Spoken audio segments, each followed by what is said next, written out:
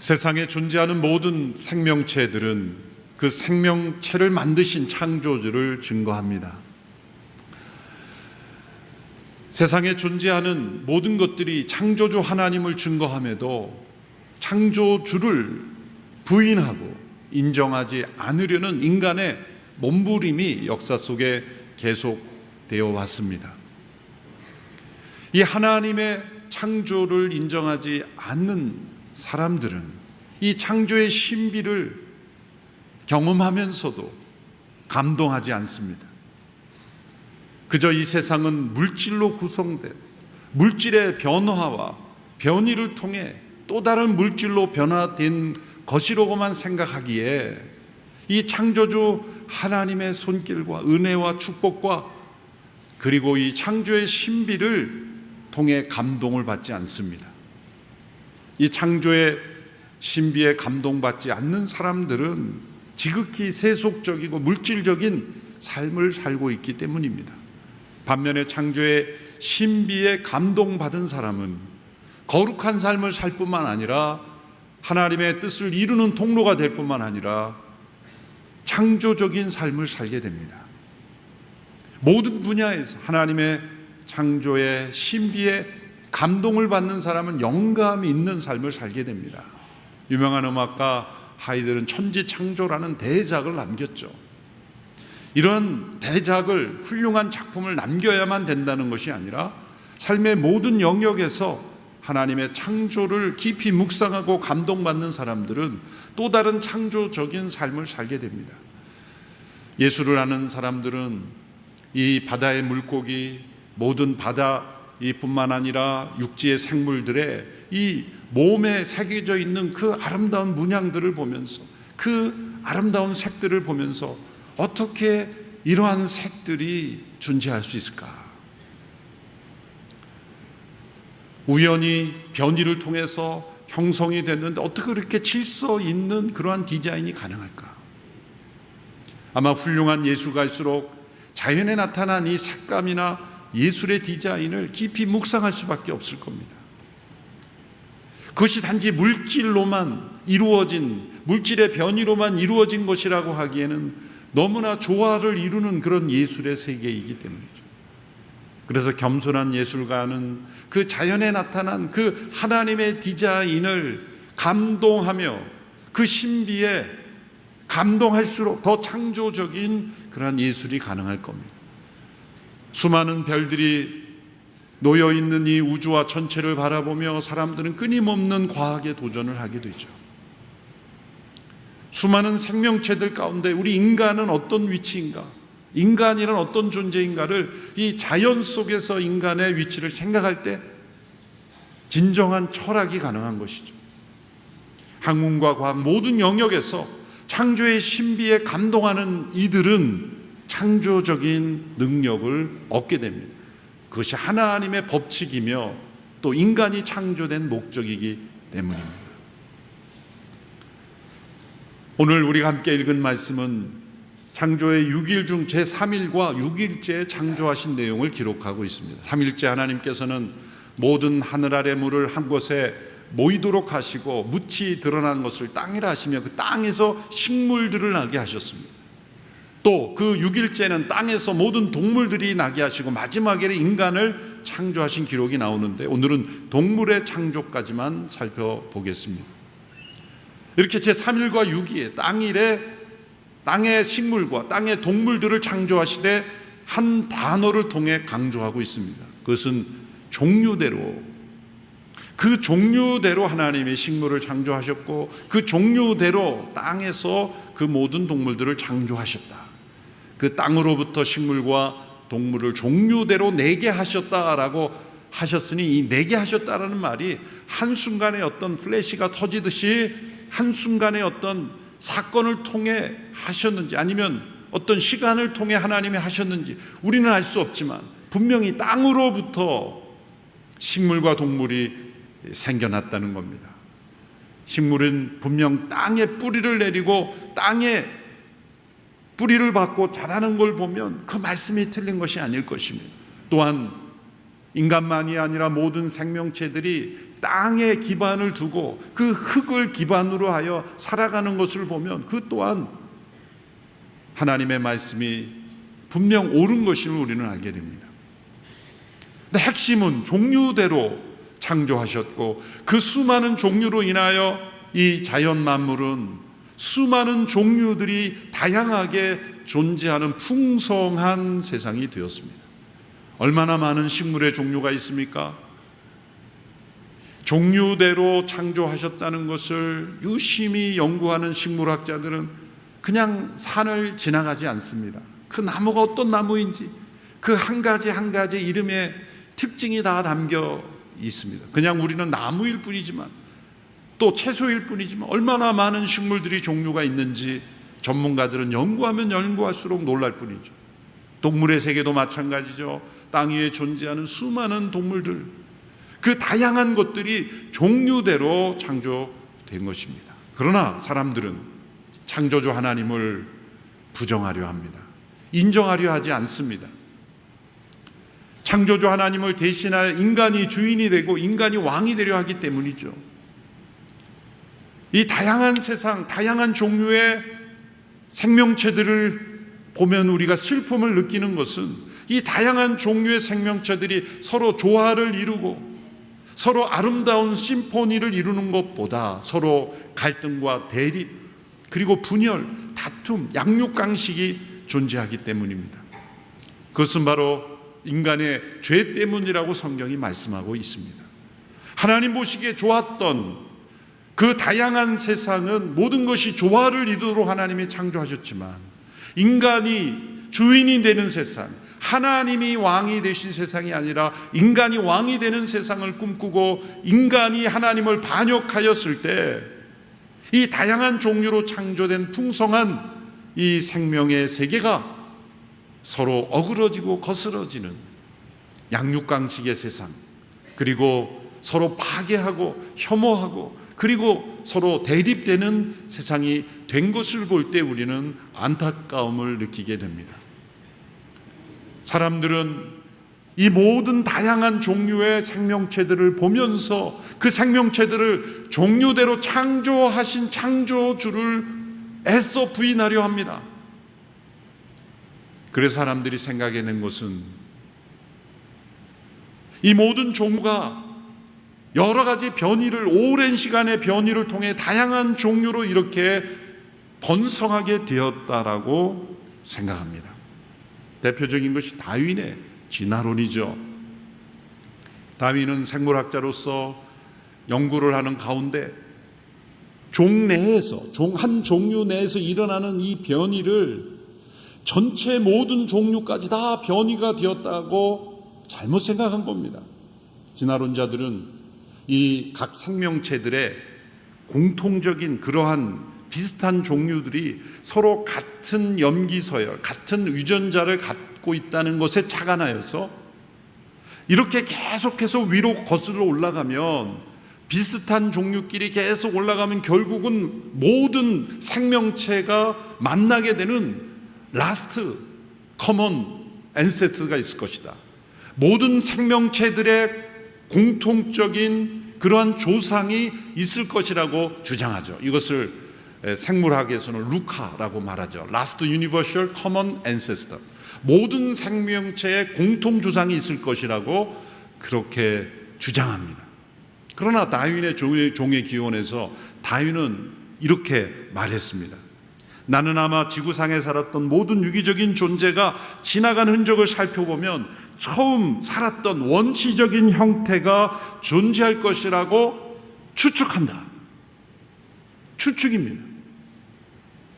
그런데 그 추측이 이제 여러 가지 연구 결과, 학문적인 이름으로 추측이 이제는 사실로 받아들여서 이제 아마 생물학 전공하신 분 알겠지만 39억 년 전 이 루카라고 하는 Last Universal Common Ancestor, 모든 생명체의 공통 조상이 39억 년 존재했다는 것이 거의 진리처럼 받아들여지고 있는 상황입니다. 그것은 하나의 단세포 상태의 생물이었을 것이고 이 단세포가 다세포가 되고 다세포가 하나의 종류를 이루고 그 종류가 또 다른 종류를 이루는 이 분화와 진화를 거듭하면서 이 지구상의 이 수많은 종류의 생명체들이 나타나게 되었다. 이것이 진화론입니다. 교과서에 다 가르쳐지고 있습니다. 그 근거는 무엇입니까? 사람과 쥐의 그 유전자, 염기서열이 80% 일치하고, 또 침팬지인 경우에는 2005년도까지는 약 98%, 99%의 사람과 염기서열이 일치한다고 했는데, 최근에는 한 80% 이하로 떨어졌다는 것이 유전자 연구하는 분들로부터 얻은 정보입니다. 그럼 어찌됐건 이렇게 공통된 부분이 있으니 이 공통된 부분을 거슬러 올라가면 하나의 공통 조상이 있을 것이다, 이 루카가 있을 것이다 라고 다윈은 추측했고, 그것을 추정하는 사람들의 여러 학문적인 연구를 통해 그것이 기정사실화 되었습니다.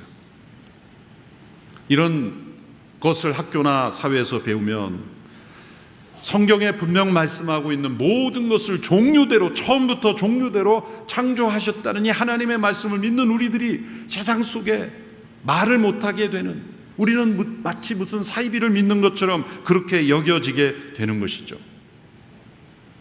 과학으로 이 창조를 설명할 방법은 없는 것입니까? 없지 않습니다. 우리가 노력을 안 해서 그렇습니다. 최근 좋은 소식이 있습니다. 진화론으로는 결코 설명할 수 없는 이 생명체의 다양한 종류의 원인을 창조 유전체학이라는 이름으로 밝혀내는 시도가 시작되었기 때문입니다. 이것은 각 생명체의 종류별로 공통적으로 나타나는 유전자가 분명히 있다고 할지라도 다른 생명체의 종류에는 결코 존재하지 않는 고유한 유전자들이 존재한다는 것을 계속해서 규명해 나가는 학문입니다. 이런 창조 유전체학을 통해서 보면 창조 기원, 그러니까 창조를 통해 시작된 유전자가 아니라면 존재할 수 없는 고유한 유전자들이 분명히 있다는 거죠. 그러니까 80%인지 90%인지 아니면 99%인지 동일한 염기서열을 가진 그런 종류가 다른 종류에 있다 할지라도 1%나 다른 퍼센트의 고유한 그 종류만 가지는 창조기원의 유전자가 있다면 그것은 별개의 종류대로 원래부터 창조되었다는 것을 과학적으로 증명하게 되는 것입니다. 예를 들어 꿀벌과 파리에 대한 연구가 진행되고 있다고 합니다. 꿀벌은 23,471개의 유전자를 가지고 있는데 그중 최소한 89개의 유전자는 진화로는 설명할 수 없는 꿀벌만의 고유한 유전자라는 건데, 그 창조 기원의 유전자가 만들어내는 것이 로열 젤리라는 겁니다. 이 꿀벌은 로열 젤리가 그들의 종류대로 창조된 고유한 기능입니다. 이 꿀벌이 로열 젤리를 먹고 여왕별로 되기도 하죠. 로열 젤리는 꿀벌만이 만들 수 있는 거예요. 다른 어떤 종류에도 없는 고유한 유전자라는 거죠. 꿀벌을 꿀벌답게 만드는 유전자인 겁니다. 그런데 이 꿀벌과 비슷한 크기로 돌아다니는 게 바로 파리죠. 파리 중에 큰 파리는 꿀벌인지 파리인지 몰라요. 왱왱거리고 돌아다니는데 소리도 비슷하고 속도도 비슷하고 어떻게 보면 색깔도 비슷하고, 그런데 파리는 꿀벌과 같이 날아다니고 비슷한 속도고, 그러면 우리가 이런 식으로 공통조상을 파악해 가려면 꿀벌과 가장 먼저 연구해야 되는 게 파리 아닙니까? 그렇죠. 형태적으로나 모든 모양이나 기능으로 볼 때 꿀벌과 사자를 갖고 연구할 수는 없잖아요.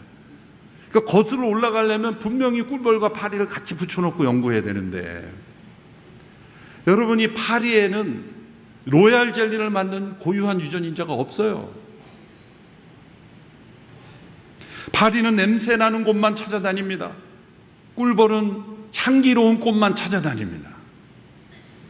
그런데 꿀벌과 파리가 공통되는 그런 염기서열이 일부 있어서 올라가면 조상이 같을 것이다. 그것이 어떻게 가능하겠느냐는 겁니다. 꿀벌은 우리에게 건강을 주는 로얄 젤리를 만들지만 파리는 절대로 우리에게 건강에 유익을 주는 것을 못 만들어요. 파리를 아무리 짜보세요. 로얄 젤리 안 나옵니다. 꿀벌은 기분 나빠할 거예요.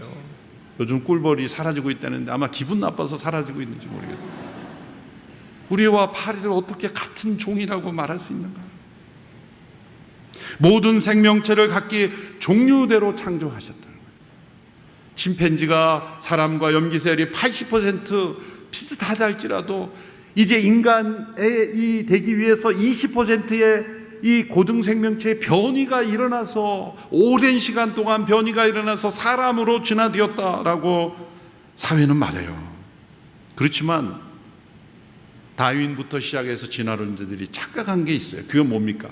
같은 종 내에서 변이가 일어나면 그 새끼들은 전혀 다른 종류처럼 변이되어 나타날 수 있다는 거예요.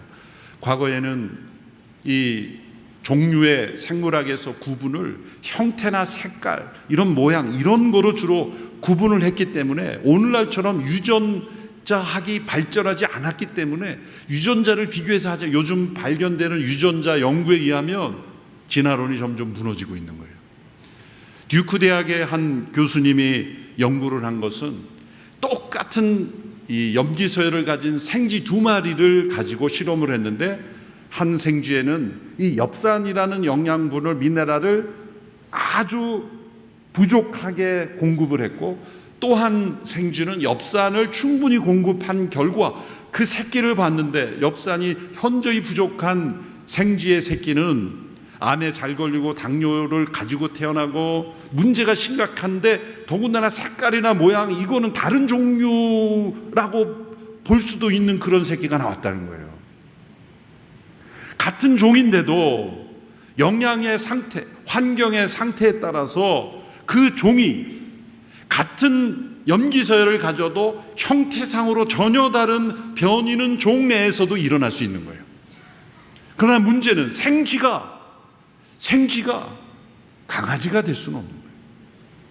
전혀 다른 종으로 점프해서 일어나려면 얼마나 많은 단계가 필요하고 변이가 일어나야 됩니까? 그래서 갖다 붙이는 게 오랜 시간이라고 하면 다 그럴 수 있겠다고 말하는 거예요.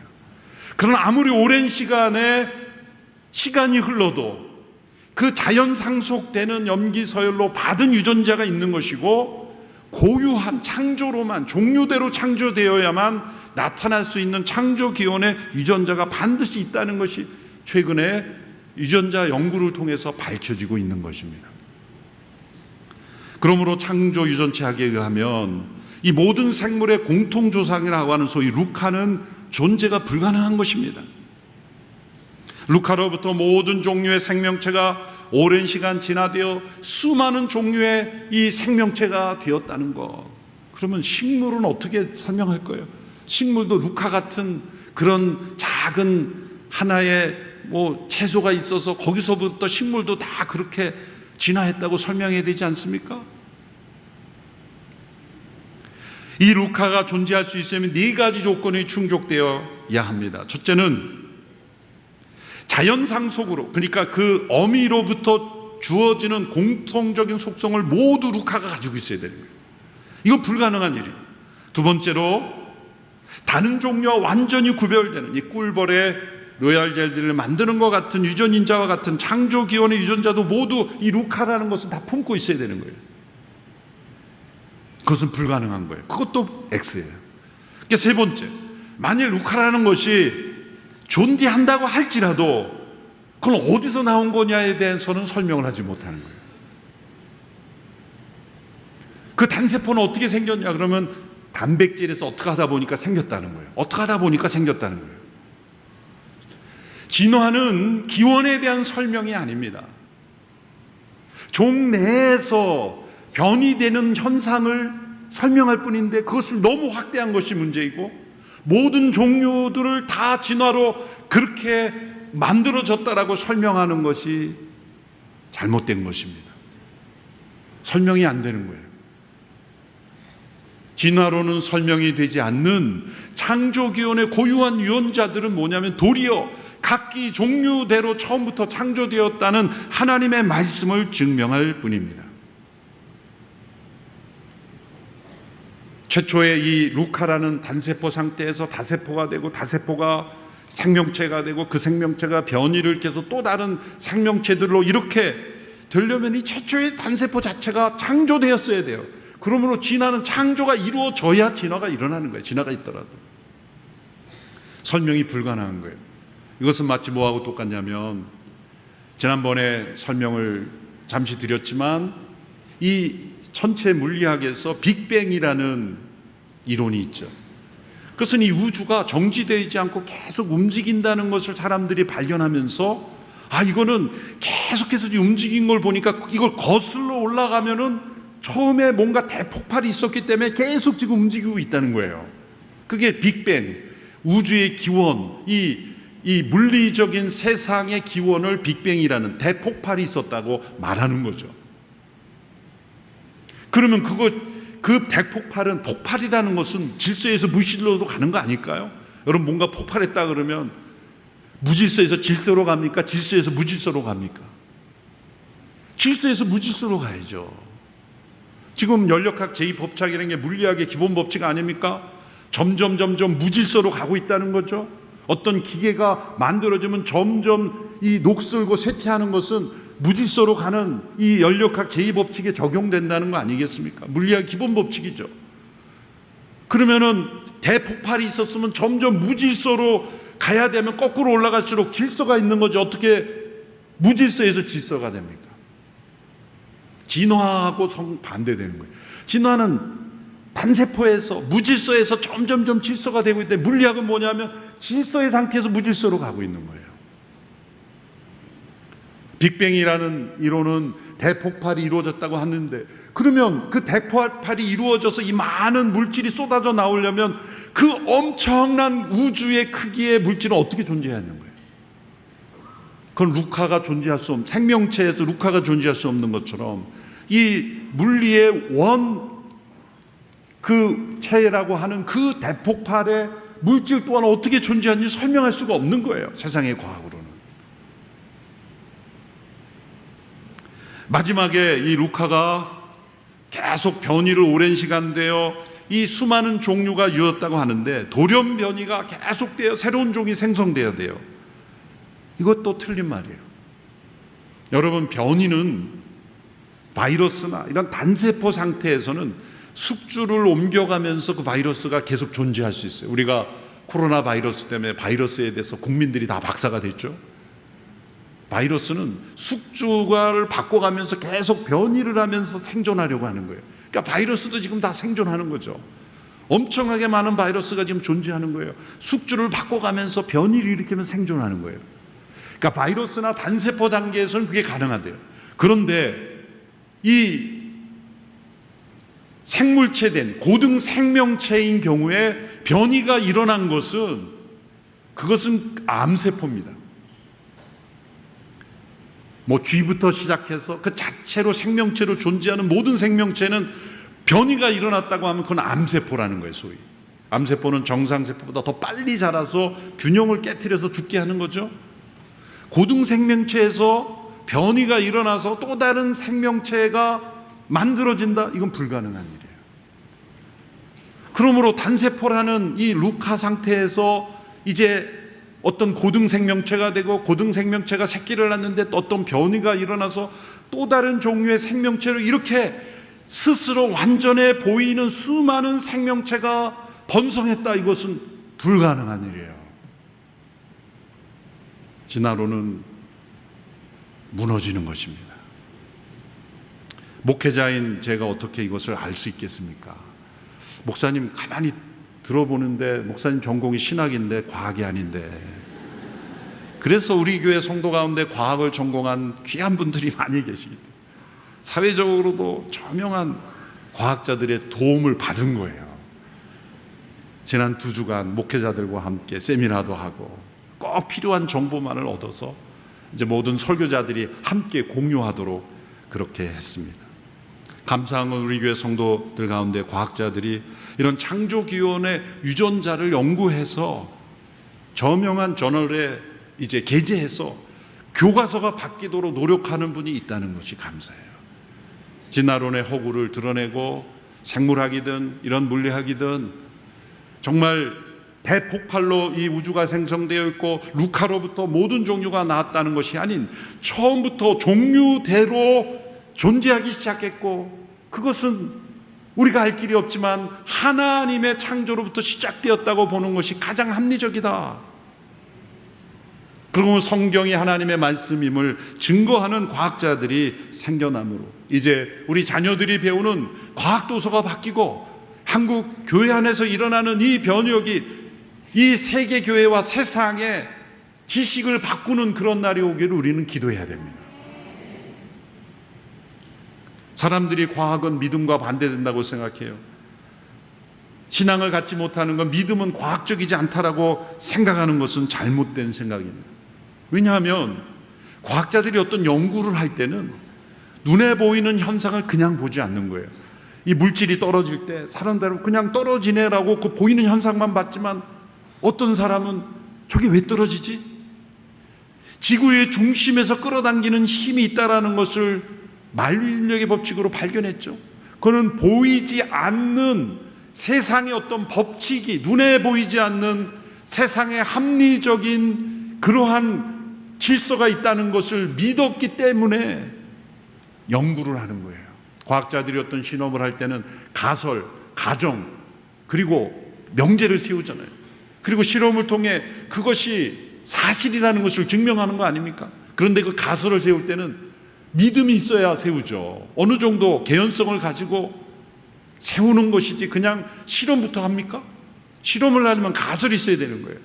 그럼 가설이 세워지려면 믿음이 있어야 되는 거예요. 믿음이. 어느 정도 믿음이 있어야 되는 거예요.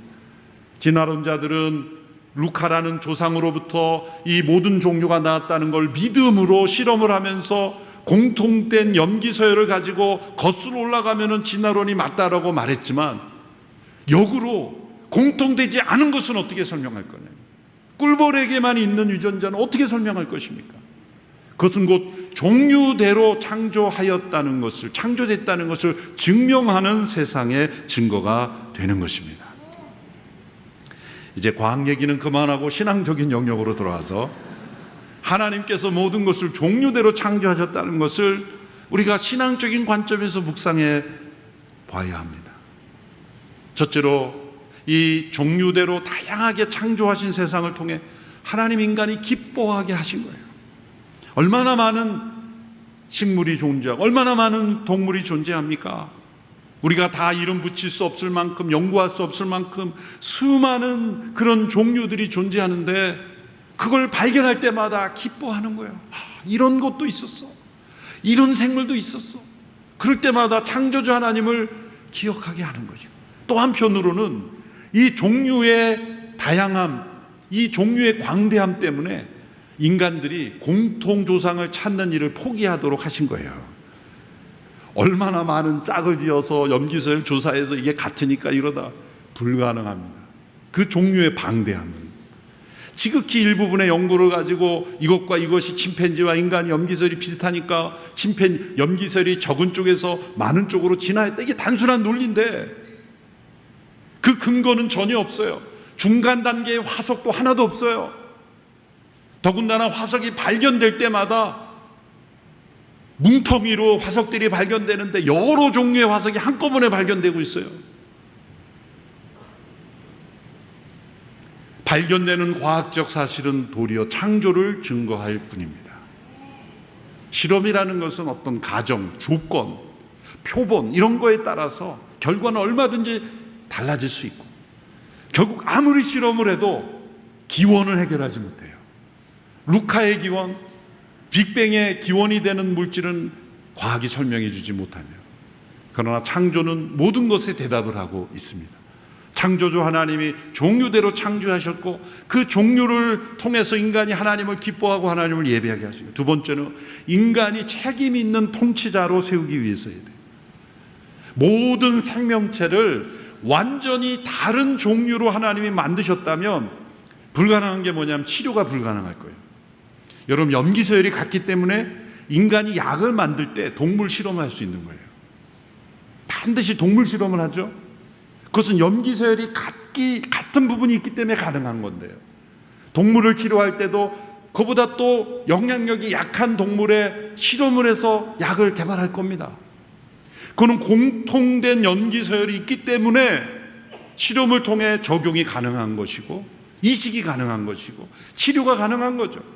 이 생물체를 통치하기 위해서 필요한 것은 공통된 염기 서열을 통해 인간이 의학을 발전시키고 과학을 통해서 세상을 통치하도록 하기 위함이에요. 하나님이 얼마나 지혜로우세요. 그렇죠. 공통된 염기설이 없다면 아마 의학자들 다 포기했을 거예요. 맞는 게 하나도 없으니 이걸 어떻게 실험을 하겠어요. 그러나 염기서열이 같은 종류끼리 조사를 하면 조금 달라도 적용이 가능한 것, 하나님이 의학의 발전을 염두에 두시고 이렇게 공통된 유전인자를 창조하셨다. 그러나 다른 종류로 창조하신 거죠. 세 번째로 하나님께서 이러한 다양한 피조물들도 돌보시거늘 하물며 인간을 돌보시지 않겠느냐. 예수님 말씀하셨습니다. 공중의 새들을 보라. 심지도 거두지도 않고 창고에 모아들이지도 않는데 천부께서 기르시지 않느냐. 하물며 너희일까 보냐. 오늘 있다가 내일 아궁에 던지는 들풀도 하나님이 키우시거든 하물며 너희일까 보냐. 이 수많은 종류의 그 물고기들과 새들과 그 육지의 생물체들을 하나님이 다 키우시거늘 하물며 너희들을 얼마나 귀하게 여기며 돌보시겠느냐. 그것을 바라보게 하시는 거예요. 마지막으로 네 번째로 하나님께서 종류대로 창조하신 모든 피조물들을 보면 그 어느 것도 자체적으로 완전한 것이 없어요. 다 결함이 있어요. 부족함이 있어요. 그것은 모든 것이 합하여 심포니로 하나님을 찬양하게 하기 위함입니다. 물은 물 속에 있어야 되고 새는 새 하늘을 날아야 되고 육지의 생물은 육지에 있어야 되는 거예요. 그 어느 것도 바닷속도 거하고 하늘도 날고 이렇게 수륙 양용의 모든 것을 다 하는 생명체는 없는 거예요. 그것은 한계를 느끼게 하심으로 창조주 하나님을 의지하게 하는 겸손을 가르치시는 겁니다. 유명한 수학자이자 철학자이자 과학자였던 파스칼이라는 분이 팡세라는 책을 썼죠. 그 팡세를 보면 정말 신앙과 과학이 하나 되는, 철학과 신학과 과학이 하나 되는 책입니다. 예수님 중심이, 성경 중심이에요. 근데 그분이 쓴 이 팡세의 한 문장을 제가 기억해요. 다시 인용하고자 합니다. 이 자연 속에는 이 자연이 하나님의 이미지라는 걸 보여주기 위한 어떤 완전성이 존재한다. 모든 생명체 그 자체의 메커니즘에 정말 기묘한 메커니즘이 완전하게 존재하죠. 그러나 이 자연이 하나님의 이미지에 불과하다는 것을 보여주기 위해서 어떤 결함이 존재한다. 그 자체로 완전한 피조물은 존재하지 않기에 모두가 함께 연합할 때 창조주 하나님의 지혜와 능력과 그 아름다움이 나타나게 하신 것입니다.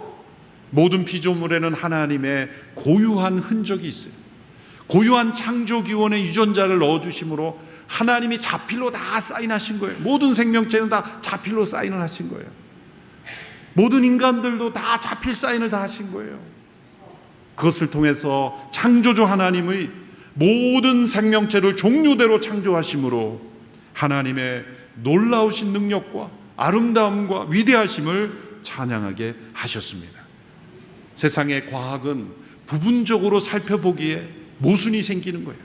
그러나 창조주 하나님의 시각으로, 성경의 세계관으로 이 세상을 바라볼 때는 과학이 더 발전할 수 있어요. 과학이 올바른 목적으로 쓰임을 받게 됩니다. 그리고 하나님이 더 귀한 영감과 능력을 주셔서 과학이 더 발전할 수 있는 은혜가 임하게 될 줄로 믿습니다. 우리 믿음의 성도들이, 특별히 과학을 연구하는 분들이 창조의 시각으로 세상을 보고 연구하시면 하나님께서 여러분의 연구를 더 능력 있게, 효과 있게 사용하실 줄로 믿습니다. 이러한 창조를 연구하는 일에 함께하기 원하는 분 언제든지 연락을 주세요. 우리가 힘을 합쳐서 정말 세상의 올바른 과학으로 세상을 이끄는 우리 온누리교회가 될 수 있게 되기를 축원합니다. 기도하겠습니다. 살아계신 하나님, 모든 생명체를 또 모든 식물을 그 종류대로 창조하셨음을 믿습니다. 각기 고유한 창조기원의 유전자를 넣어 주심으로 하나님의 사인을 주심으로 창조주 하나님의 위대하심과 광대하심과 지혜와 권능을 나타나게 하셨음을 감사합니다. 창조주 하나님을 예배하고 그분을 섬기는 우리 모든 성도들이 다 되게 하여 주옵시고, 진화론이 사실인 것처럼 그렇게 받아들여진 이 세상 속에 올바른 진리를 밝혀 드러낼 수 있는 그러한 저희들 되게 하옵소서. 예수님의 이름으로 기도하옵나이다. 아멘.